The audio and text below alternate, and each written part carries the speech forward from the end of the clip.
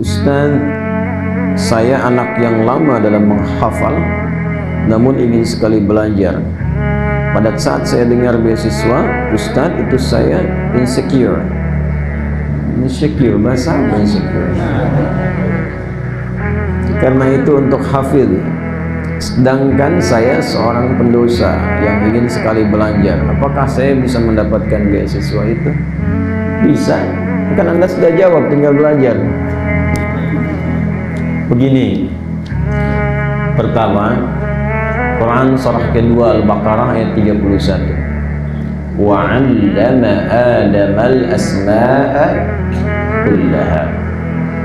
Hal yang Allah anugerahkan pertama kali pada manusia saat tercipta itu ilmu, pengetahuan. Manusia pertama Adam alaihissalam saat tercipta oleh Allah diberikannya bukan harta, bukan kedudukan, tapi ilmu. Tapi karena Adam itu alaihissalam beliau nabi, walaupun manusia. Ciri nabi itu gampang, di Quran ditemukan kalimat istafa, istafa, istafa, itu umumnya manusia terpilih.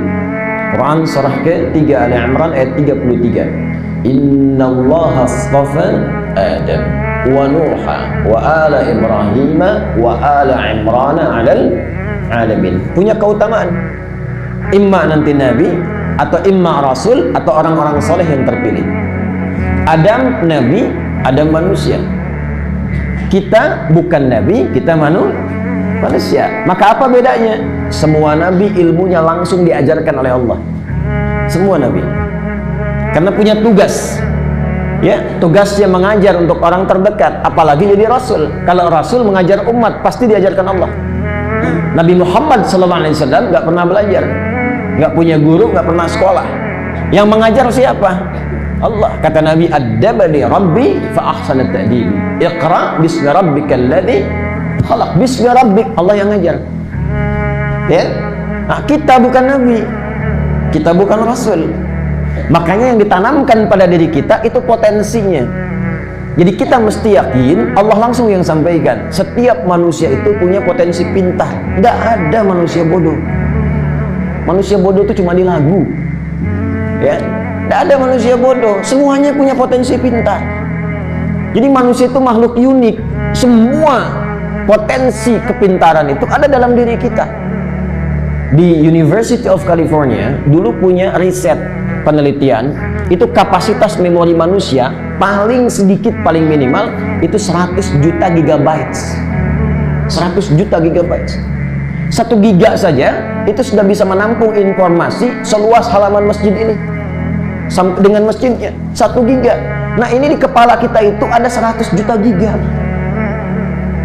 memorinya. Kalau ibu tidak percaya, bapak tidak percaya, silahkan tuliskan apa saja yang pernah diingat selama hidup sampai sekarang. Ini benda-benda di sini saja kita bisa hafal. Kalau nggak luas kapasitas ingatannya, memorinya, nggak mungkin bisa masuk. Kita itu makhluk pintar. Dididik apa saja bisa. Tidak percaya silahkan. Bapak kumpulkan ya dengan orang Afrika, sebulan pulang bisa bahasa Afrika tuh. Anda punya rezeki main ke Cina, misal sebulan di Cina, balik ke sini bisa bahasa Cina. Anda ke Jepang, sebulan di Jepang, balik bisa bahasa Jepang. Ya, jangan kalah sama Beo. Beo dikasih tuh Assalamualaikum, Assalamualaikum, 2 hari Assalamualaikum, Assalamualaikum. Ya, kita itu potensi lebih daripada itu. Jadi pertama, yakinkan dulu pada diri kita bahwa tidak ada manusia bodoh, semua pintar. Yang kedua, pelan-pelan. Bagaimana cara menjadi pintar? Seperti yang Anda tanyakan tadi. Caranya ada 2. Yang pertama, dekati pemilik ilmu. Karena dengan mendekat biasanya dapat percikannya. Saya bergaul dengan tukang minyak wangi, minimal saya kebagian percikan wanginya. Kan? Saya bergaul dengan yang punya ilmu, mendekat pada yang punya ilmu, dapat bagian ilmunya. Siapa yang paling banyak memiliki ilmu? Allah. Karena Allah pemilik semua ilmu. Karena itu disebut Al-Alim. Maka adab yang pertama bagi penuntut ilmu, sebelum dia belajar, dekati dulu Allah yang Alim. Itulah yang dimaksud Quran surah kedua di akhir ayat 282. Wattaqullaha wa yu'allimukumullah. Karena itu Nabi Musa alaihi salam ketika beliau diminta belajar kepada hamba yang saleh yang disebut dengan Khidir itu, hamba yang saleh, maka apa kalimat Qurannya? Milladunna ilma. Karena dia sering dekat dengan kami, kata Allah, sering mendekat kepada Allah, rajin ibadah, kami berikan tambahan pengetahuan kepadanya. Bangun. Saya dulu latihannya begitu. Bangun malam, tahajud, lomba-lomba bangun, subuh jam 4, jam setengah 5, bangun jam 2. Ya, mulai ibadah, salat, zikir, istirahat. Kemudian tingkatkan, mulai puasa sunnah. Nanti pelan-pelan jiwanya terbentuk. Kalau sudah terbentuk, nanti mudah bagi Allah menanamkan pengetahuan pada diri kita. Apa yang terjadi? Ada orang-orang nanti, orang-orang yang saking mudahnya oleh Allah digampangkan memahami sesuatu. Baru dibacakan satu kalimat, sudah paham dia mau kemana. Ya, dibacakan, langsung masuk ke kepalanya tanpa lupa. Itu yang dicontohkan Al-Imam Asy-Syafi'i, Al-Imam Al-Bukhari. Imam Al-Bukhari itu nama aslinya Muhammad, bapaknya Ismail, kakeknya Ibrahim, kakek buyutnya Al-Mughirah, yang buyutnya Al-Bardizbah. Tinggal di kecamatan Ju'afah, Kabupaten Bukhara. Provinsinya itu sekarang dikenal negaranya dengan Uzbekistan, provinsinya Khorasan. Karena dari Bukhara, bukan dari Arab, beliau kenalkan nama daerahnya untuk menunjukkan bahwa Islam sudah sampai ke tempat saya.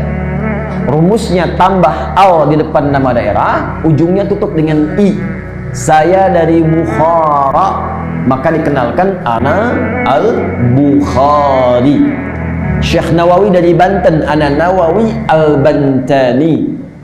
Syekh Ahmad Khatib dari Minangkabau, ana Ahmad Khatib al-Minangkabawi. Syekh Yasin dari Padang, ana Yasin al-Padangi.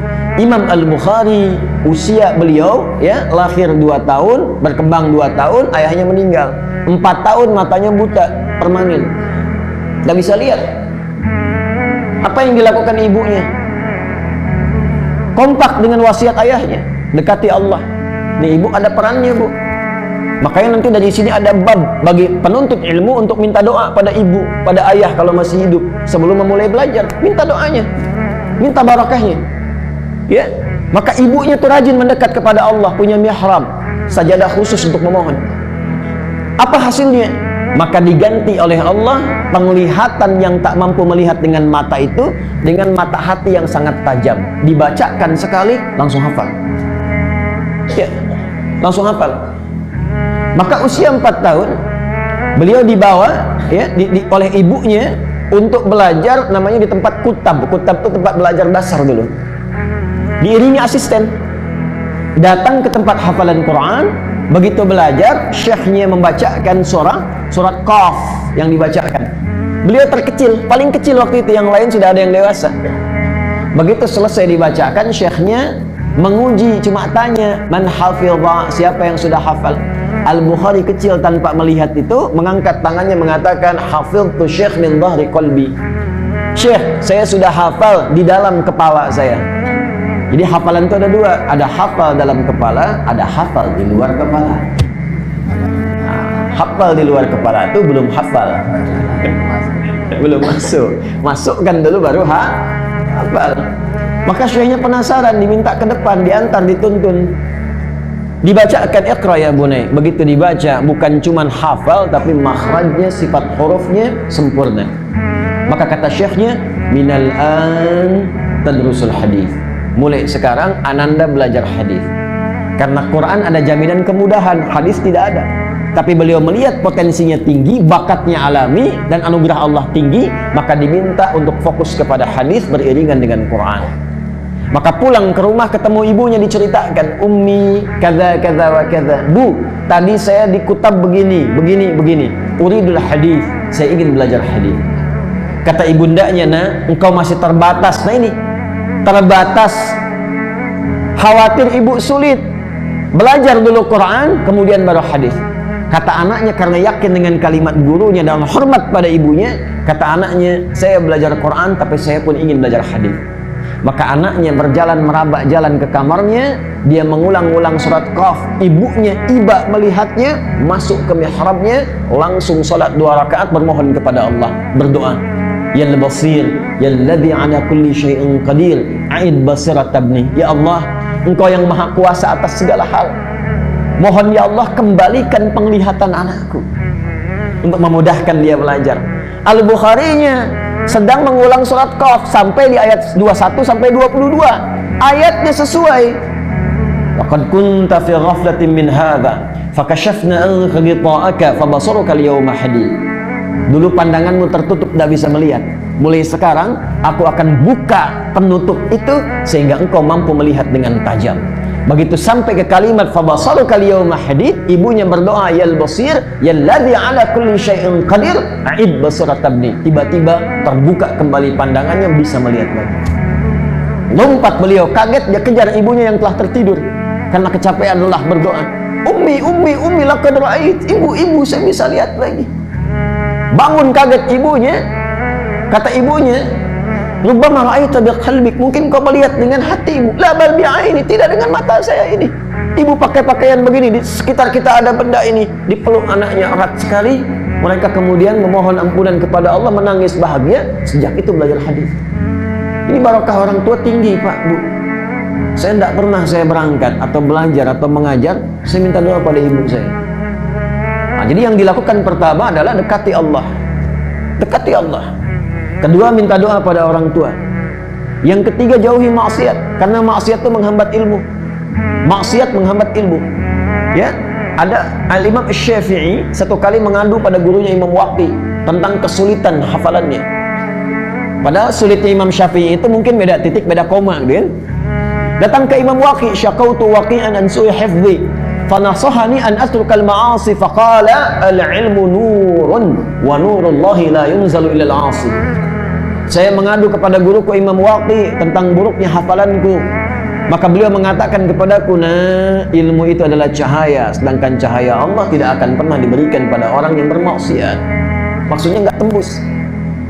Nah, karena itu jaga pandangan, jaga telinga, jaga hati sampai ke ujung kaki dari perbuatan maksiat. Tingkatkan takwa, nanti lihat apa yang terjadi, dibuka oleh Allah.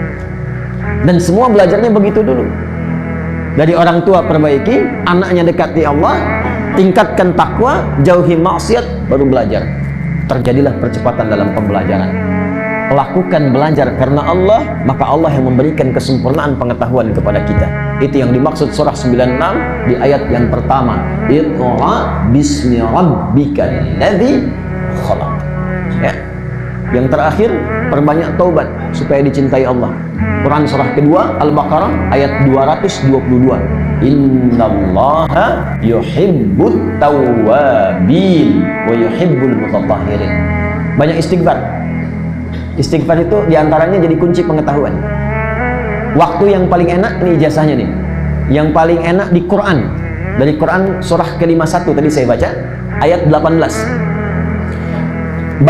Banyak latihan istighfar menjelang subuh. 10 menit, 15 menit menjelang subuh setelah tahajud. Astaghfirullahaladzim, astaghfirullahaladzim, astaghfirullahaladzim, astaghfirullahaladzim alladzi la ilaha illa huwal hayyul qayyum wa natubu ilaih. Banyak istighfar. Wabil asharihum yastaghfirun. Ada orang-orang yang berlatih istighfar, biasa istighfar menjelang fajar. Nanti istighfar itu menutup semua celah-celah salah, membuka kelapangan hati. Setelah itulah kemudian cahaya ilmu bisa datang dengan cepat. Ya, wallahu ta'ala a'lam bissawab. Jadi silahkan belajar, silahkan diikuti apa yang tadi disarankan.